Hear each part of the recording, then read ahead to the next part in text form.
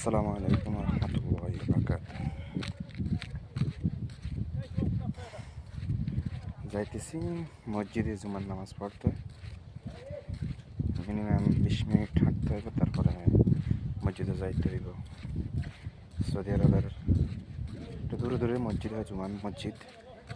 যাইতে একটু দেরি হয় আর কি, হাঁটতে হাঁটতে। কিন্তু তাপমাত্রা মিনিমাম 44 ডিগ্রি আছে। এই 44 ডিগ্রি তাপমাত্রা দিয়ে এটা মসজিদে যাইতেছি আল্লাহকে খুশি করার জন্য, নিজের লাভের জন্য।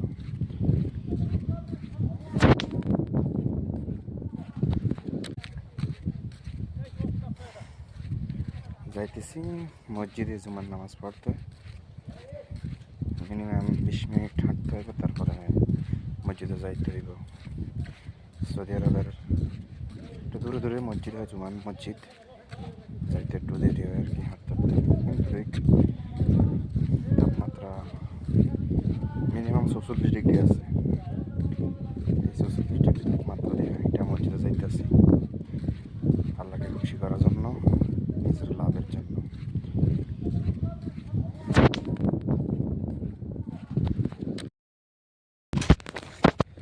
আসসালামু আলাইকুম রহমতুল্লাহি বারাকাতুহু। যাইতেছি মসজিদে জুমার নামাজ পড়তে। মিনিমাম 20 মিনিট হাঁটতে হইব, তারপরে মসজিদে যাইতে হইব। সৌদি আরবের একটু দূরে দূরে মসজিদ হয়, জুমান মসজিদ।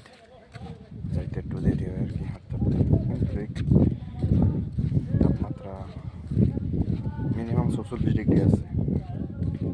এই 44 ডিগ্রি তাপমাত্রা দিয়ে এটা মসজিদে যাইতেছি আল্লাহকে খুশি করার জন্য, নিজের লাভের জন্য।